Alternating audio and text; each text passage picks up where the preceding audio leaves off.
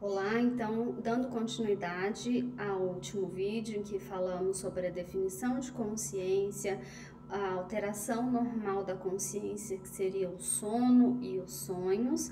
Na aula de hoje a gente vai falar sobre as alterações patológicas da consciência. A gente pode pensar nessas alterações de forma qualitativa e quantitativa.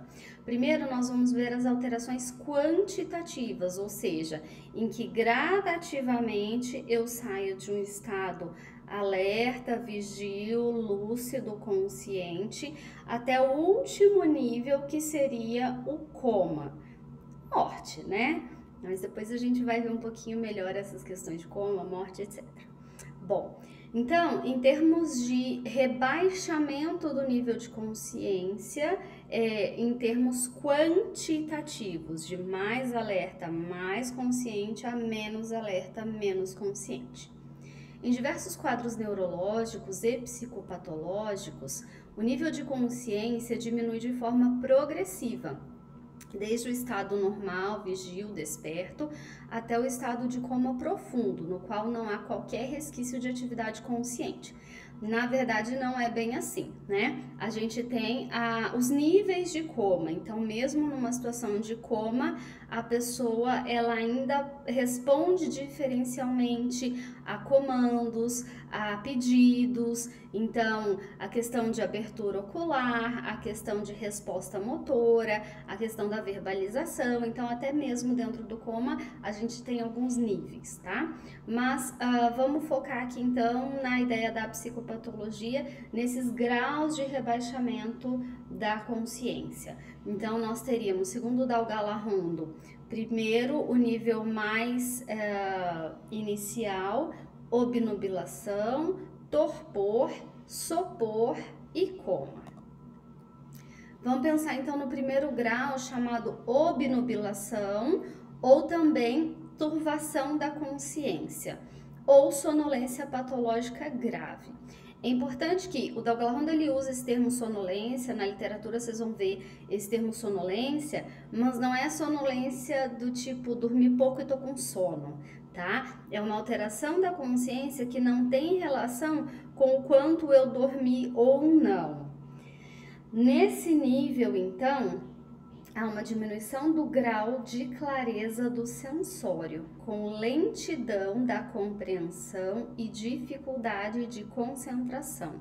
Então a gente vai ver que a consciência ela está na base das demais funções mentais.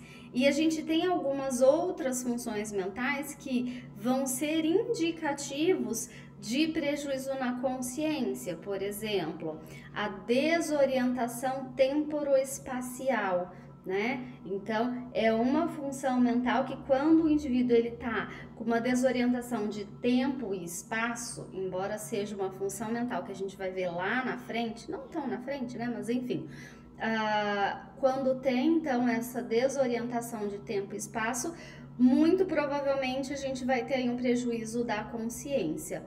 Também essa questão da compreensão do ambiente, ou seja, o quanto que eu estou conectado com o que está acontecendo ao meu redor, o quanto que eu consigo captar, compreender e responder a essas demandas ambientais.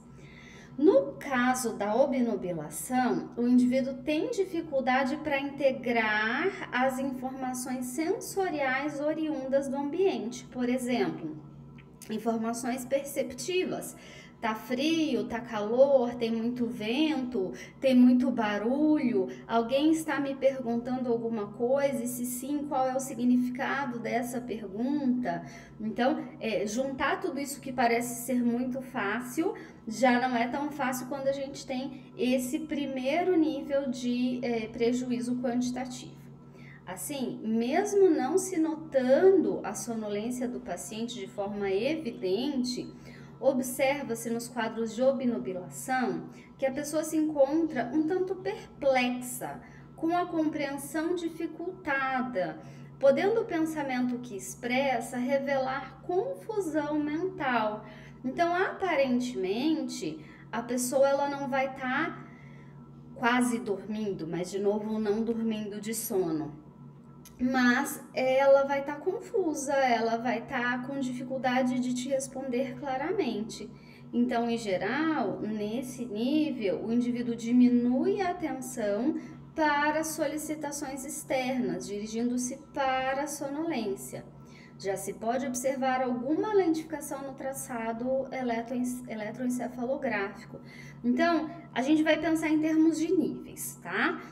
Vamos pensar uma brincadeirinha besta. Imagina que eu tenho, que a gente estivesse próximo, claro, né? Que eu tivesse uma bolinha e eu te jogasse e falasse, pensa rápido, né? Naturalmente, quando a gente tá próximo a alguém faz isso, a gente tem uma reação muito rápida, motora, né? Mas antes de motora, eu tenho essa integração sensorial de que alguém falou alguma coisa, o que significa esse conteúdo da fala, esse movimento de jogar algo na minha direção e a minha resposta motora de prontamente pegar aquele objeto. Isso tudo é muito complexo. Né? Então, no estado de vigilância, de estar alerta e acordado, eu até faço esse movimento rápido para tentar pegar. No estado ali de obnubilação, essa reação ela vai ser lentificada. Então, essa atenção a essas solicitações externas vai estar prejudicada. Segundo grau, torpor, grau mais acentuado de rebaixamento da consciência. O paciente está evidentemente sonolento, responde ao ser chamado apenas de forma enérgica e depois volta ao estado de sonolência evidente. Então, você chamando a pessoa pelo nome, num tom de voz mais alto, mais forte, ela te responde, mas basicamente ela vai ter uma dificuldade maior de estar conectada àquilo que acontece. A resposta aos estímulos externos, quando solicitado energicamente, é mais curta do que nos estados de obnubilação. Então, não é que eu vou chamar o nome da pessoa e ela vai iniciar um bate-papo comigo. Ela vai responder, mas logo ela volta para o estado dela de estar alheia ao que acontece ao redor. Na obnubilação e no torpor, o paciente pode ainda apresentar traços de crítica e pudor, por exemplo, tentando cobrir as partes íntimas do seu corpo com um cobertor, se ele estiver numa enfermaria ou numa emergência de hospital. Então, nesse nível 1 e 2, digamos assim, ainda há algum grau de crítica em que mais ou menos eu tenho uma ideia, uma noção de onde eu estou, do que está acontecendo. Opa, tô nu, deixa eu cobrir minhas partes íntimas. Se a gente vai para o terceiro grau, isso já se perde.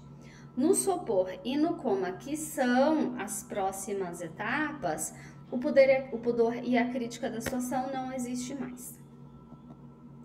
O terceiro grau, chamado de sopor, é um estado de marcante e profunda turvação da consciência, de sonolência intensa, na qual o indivíduo pode ser despertado apenas por um tempo muito curto, por estímulos muito enérgicos, do nível de uma dor intensa.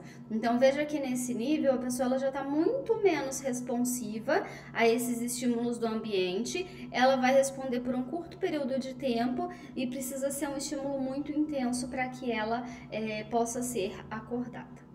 Nesse momento, o paciente pode revelar faces de dor e ter alguma gesticulação de defesa. Retorna então muito rapidamente, em segundos, a quase ausência de atividade consciente. Nesse estado, sempre se mostra intensamente sonolento, quase em coma, embora ainda possa apresentar reações de defesa muito esporádicas, é incapaz de qualquer ação espontânea. A psicomotricidade encontra-se mais inibida do que nos estados de obnubilação e de torpor. O quarto grau ou coma seria a perda completa da consciência, o grau mais profundo de rebaixamento do seu nível. No estado de coma, não é possível qualquer atividade voluntária consciente. E aí a gente tem esses níveis de gravidade do coma, que, como eu falei, vai avaliar a abertura ocular, a resposta a perguntas, a comandos realizados, essa resposta motora. Então, eventualmente, esse nível de coma ele pode estar mais leve ou mais grave, onde a pessoa não apresenta resposta nenhuma, mesmo em relação a estímulos dolorosos. Então, vamos pensar de um nível, a questão quantitativa de um nível mais leve, menos prejuízo na consciência, a um nível mais grave de praticamente nenhuma resposta a esse ambiente. Fala, galera do Sanaflix! Preparei um vídeo aqui para vocês com o Glasgow modificado, tá? É o Glasgow P, que adiciona a avaliação pupilar à nossa avaliação do Glasgow convencional. Bom, o Glasgow original você já conhece. É uma escala que foi criada para avaliar o rebaixamento de consciência em pacientes com traumatismo crânioencefálico, com TCE, mas hoje é utilizada em vários cenários aí de rebaixamento da consciência, bastante popular a escala de coma de Glasgow. Então, se você não conhece a escala de coma de Glasgow, se liga aqui, ó.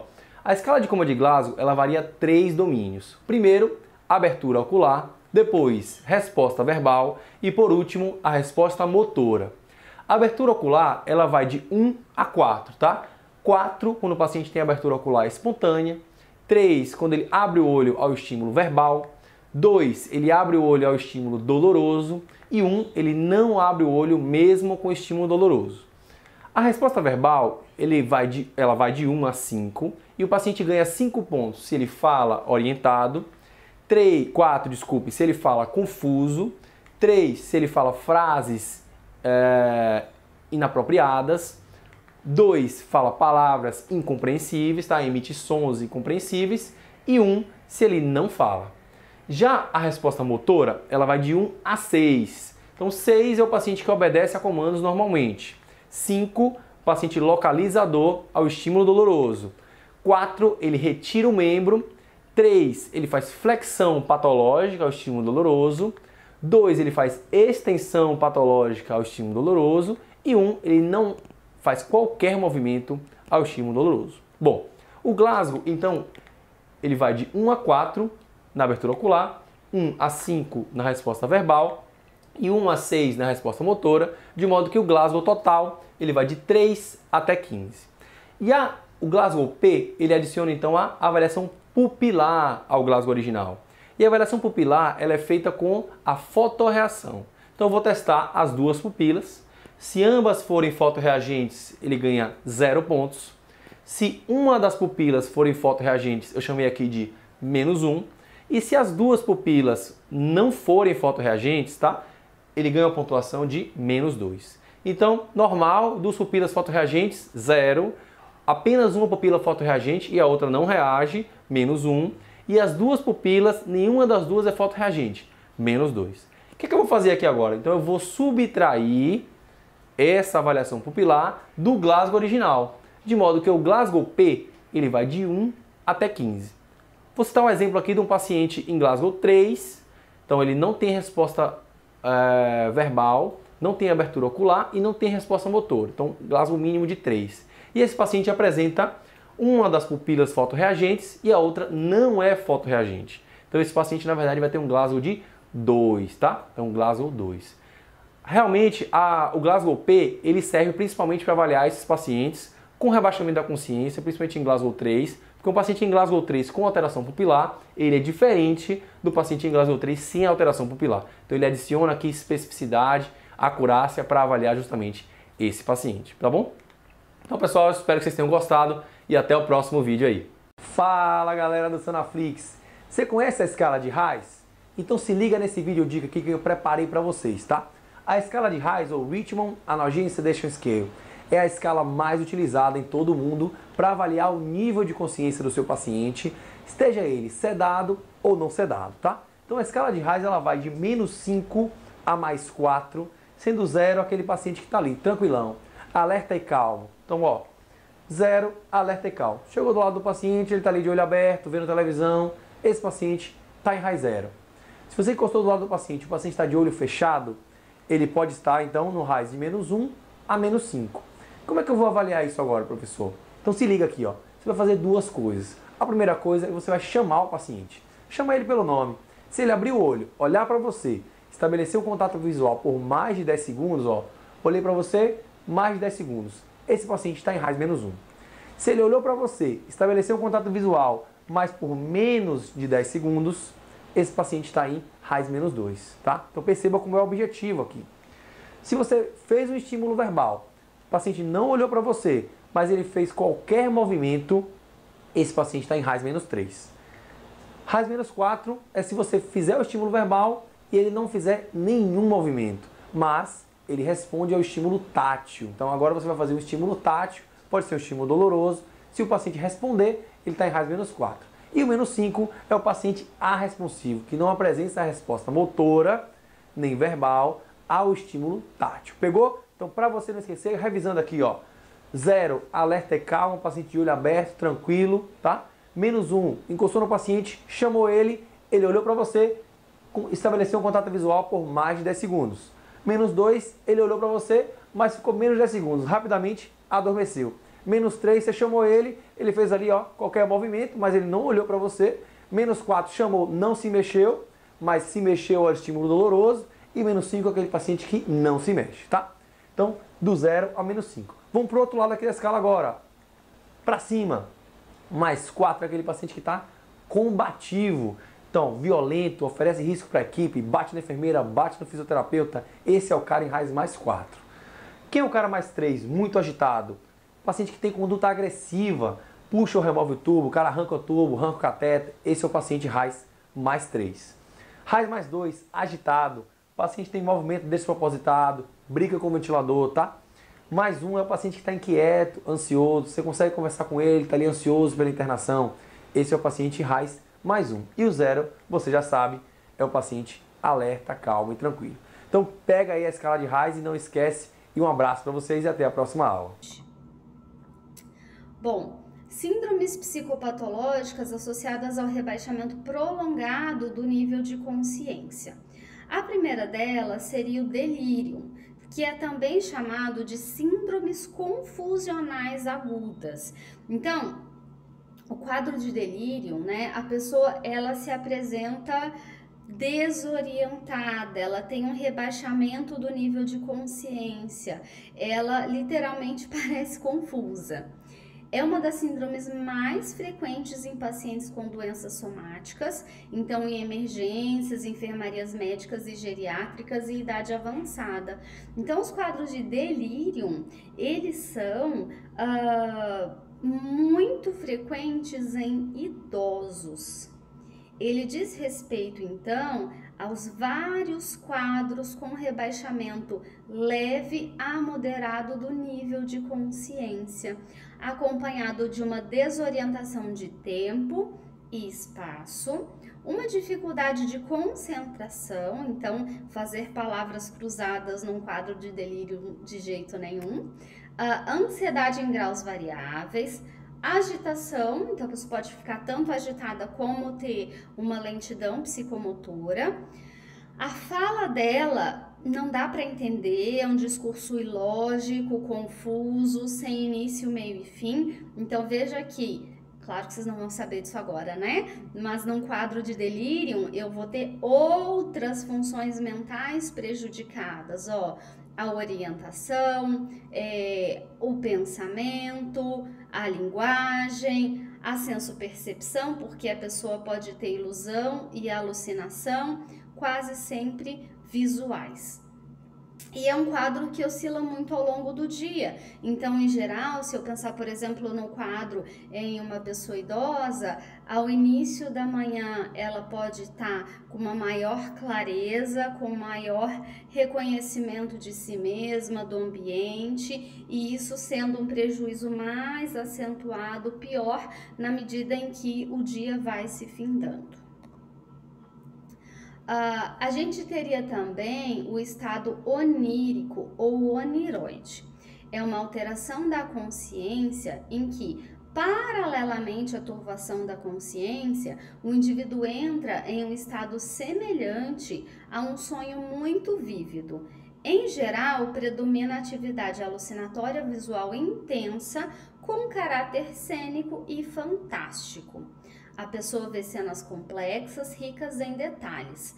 Há uma carga emocional marcante na experiência onírica, com angústia, terror ou pavor. Há geralmente uma amnésia consecutiva ao período em que a pessoa permaneceu nesse estado onírico. Ou seja, a pessoa vai ter um prejuízo da consciência, ela provavelmente estará numa condição como se ela estivesse sonhando acordada, ou como se o ambiente dela estivesse diferente, então num quadro de alucinação intensa, e ela sente angústia por estar nessa situação, e aí muito provavelmente, passado o estado onírico, ela tem um quadro de amnésia e não se recorda dessa cena, dessa situação. Tal estado ocorre com mais frequência devido a psicoses tóxicas, né? Então, um quadro de psicose devido ao uso de alguma substância, a abstinência de substâncias e quadros febris tóxico-infecciosos. Então, por exemplo, uma pessoa que apresenta uma febre muito alta num quadro infeccioso tóxico pode apresentar o estado onírico ou oniroide.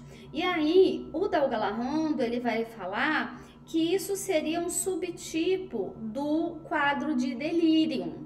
Então, que a gente poderia encontrar na literatura tanto os termos separados, estado onírico, oniroide e o delirium tremens, como o estado onírico ou oniroide como parte, como um subtipo, como uma forma de delirium tremens.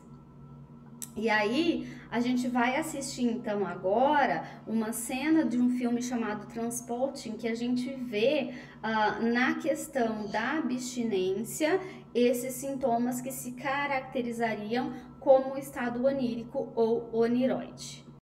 Dando sequência então, a gente fala agora sobre as alterações qualitativas da consciência. Então, isso seria uma mudança parcial ou focal do campo da consciência. É como se uma parte da consciência tivesse preservada, normal, e outra parte da consciência alterada. De modo geral, há quase sempre nessas alterações qualitativas algum grau de rebaixamento, mesmo que mínimo, do nível de consciência. Portanto, a gente tem que ficar alerta, a gente tem que verificar que, mesmo sendo uma mudança não de mais consciente a menos consciente, mas uma mudança na qualidade dessa consciência, que algum nível de rebaixamento vai existir. Então, o estado crepuscular seria uma alteração qualitativa da consciência. É um estado patológico transitário no qual uma obnubilação leve da consciência é acompanhada de relativa conservação da atividade motora coordenada. Ou seja, eu tenho um prejuízo leve do funcionamento da consciência, mas talvez eu consiga andar, conversar, me movimentar, pegar alguma coisa. Caracteriza-se por surgir e desaparecer de forma abrupta e tem duração variável de poucos minutos ou horas a algumas semanas. Durante esse estado, ocorrem com certa frequência atos explosivos violentos e episódios de descontrole emocional, podendo haver implicações legais de interesse à psicologia e à psiquiatria forense. Geralmente, ocorre amnésia lacunar para o episódio inteiro, podendo o indivíduo se lembrar de alguns fragmentos isolados. Ou seja, tem que se tomar muito cuidado na área forense, porque, veja, se há um rebaixamento do nível de consciência, se eu não tenho condições de responder de me responsabilizar. Lembra quando a gente falou de imputabilidade, né, lá no início do semestre? Se eu não tenho condições de responder pelos meus atos, se no estado crepuscular eu tenho ações motoras complexas, eu posso andar, falar, pegar uma faca, enfiar a faca em alguém, eu sou responsável por um crime, por um ato violento?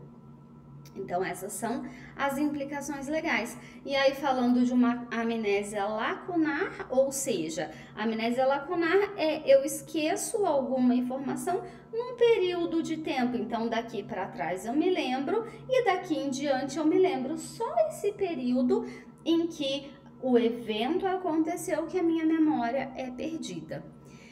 O estado crepuscular, ele está associado à epilepsia. Pode ocorrer em intoxicações por álcool ou outras substâncias, após traumatismo craniano, em quadros dissociativos histéricos agudos e, eventualmente, após choques emocionais intensos. Então, a gente poderia ter ali um estado crepuscular, tanto por uma causa orgânica quanto por uma causa emocional. Além disso, a gente teria a dissociação da consciência, a fragmentação ou a divisão do campo da consciência, ocorrendo perda da unidade psíquica comum do ser humano. O que é a dissociação da consciência? Por exemplo, tem um filme chamado Preciosa. A Preciosa, ela sofre abuso do pai e da mãe. E tem uma cena em que ela tá sendo abusada pelo pai, em que ela rompe a consciência naquele momento. Logo nos primeiros 6 minutos do filme, ela rompe com a consciência.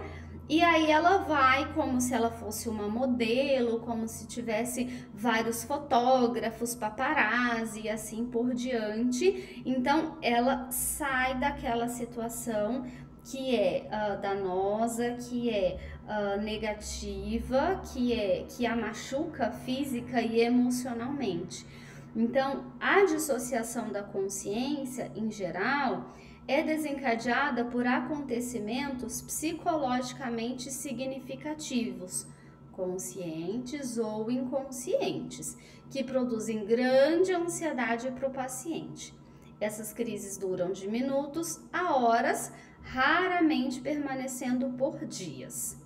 É como se o indivíduo se desligasse da realidade para parar de sofrer. Então a realidade está muito ruim, a realidade é muito cruel, é muito difícil. Então eu me desconecto dessa realidade para estancar o sofrimento. Quadros dissociativos são também frequentes em pessoas com diagnóstico de transtorno da personalidade borderline, que é um quadro que a gente vai ver no próximo semestre. A gente ainda tem o estado hipnótico. É um estado de consciência reduzida e estreitada e de atenção concentrada, que pode ser induzido por outra pessoa, um hipnotizador. A sugestionabilidade do indivíduo está aumentada e sua atenção concentrada no hipnotizador. Nesse estado, podem ser lembradas cenas e fatos esquecidos e podem ser induzidos fenômenos como anestesia, paralisia, rigidez muscular, alterações vasomotoras. Trata-se de uma técnica refinada de concentração da atenção, e alteração induzida do estado de consciência. Então, a gente tem a hipnose, Freud já usava lá muito tempo atrás, né? É uma técnica que ainda é usada clinicamente falando, é um estado alterado de consciência. Não vou me aprofundar muito porque eu não conheço, mas eu já ouvi falar de como se eu colocasse, por meio da hipnose, fazendo uma cirurgia bariátrica, como se eu colocasse uma restrição, um anel, para diminuir a ingestão de alimentos. Então, eu já ouvi falar que isso é feito como uma técnica de manejo da compulsão alimentar, mas eu não conheço muito, né? Então, quem tiver interesse pode aí ir atrás dessa informação. Então, pode ser usado para se acessar algumas informações que aparentemente estão menos acessíveis. E vai depender muito do grau de sugestionabilidade da pessoa e de quem vai fazer a hipnose. Então, pelo menos antigamente, né, eu me recordo de ter programas de auditório em que o hipnotizador ia e fazia a técnica lá. Imagine, por exemplo, que tem um balãozinho na sua mão e aí ele vai fazendo força e a sua mão vai subindo. Então, de acordo com a sugestão do hipnotizador, a pessoa, ela ia essa mão subindo, teoricamente alheio à própria vontade. E as experiências de quase morte. Muitas pesquisas a nível mundial sobre a experiência de quase morte.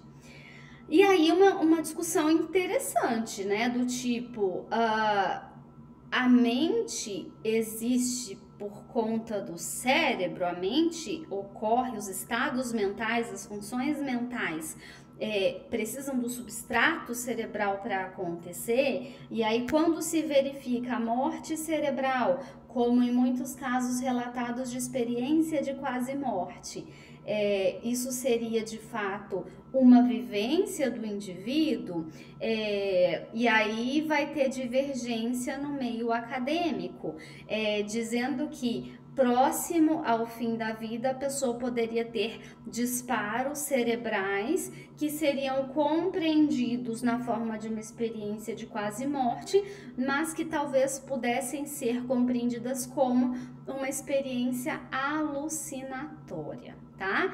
Eu vou depois colocar um Globo Repórter que fala sobre as experiências de quase morte, que revela algumas pessoas que dizem ter passado por essa experiência. Quando vocês procurarem no YouTube, vocês vão ver muitos vídeos falando da experiência de quase morte. Então, trata-se, de acordo com Dalgala-Rondo, de uma alteração qualitativa da consciência, mas como eu sempre digo, vocês leiam, aprendam, busquem informações e tirem as suas próprias conclusões. Então, de acordo com Dalgala-Rondo, seria um estado especial de consciência verificado em situações críticas de ameaça grave à vida, como uma parada cardíaca, uma falta de oxigenação importante, isquemias, um acidente automobilístico grave, afogamento, quedas com trauma craniano, entre outras, quando alguns sobreviventes afirmam ter vivenciado as chamadas experiências de quase morte. Eu me lembro, o problema é que eu não lembro onde eu assisti isso, mas uma mulher que relata uma experiência de quase morte, em que ela tinha os filhos pequenos, me parece que ela tinha se afogado, ficou bastante tempo desacordada, e nessa experiência de quase morte, veio a informação de que o filho dela faleceria, se não me falha a memória, ali por volta dos 18 anos, e na época o filho dela era criança. E aí, muito tempo depois, de fato, o filho dela falece, justamente de uma forma semelhante ao que ela teria passado nessa experiência de quase morte. Então, provavelmente eu vi isso em algum documentário, agora eu não me recordo qual, mas pelo menos esse Globo Repórter, ele traz a experiência de pessoas que relatam ter passado por isso. São experiências muito rápidas, de segundos a minutos, em que o estado de consciência particular é vivenciado e registrado por essas pessoas. E aí, como é uma área muito instigante de pesquisa, né? O Dalgala-Rondo, ele cita essa revisão da literatura, vendo que as descrições são mais ou menos semelhantes. 87% dos estudos revisados havia relatos de estar fora do corpo. Então imagina que eu tô numa UTI, deitada, entubada, enfim, e eu saio do meu corpo e eu vou me ver de fora, seja de cima, seja de lado. E aí até nesse Globo Repórter, fiquei curiosa para saber o resultado da pesquisa, né? Que os pesquisadores colocavam próximo ao teto, virado para cima, imagens aleatórias, por exemplo, a imagem da bandeira do Brasil, a imagem de um emoji, por exemplo. E aí, se a pessoa relatasse a experiência de quase morte, eles perguntariam que elementos daquela sala a pessoa se recorda de ter visto.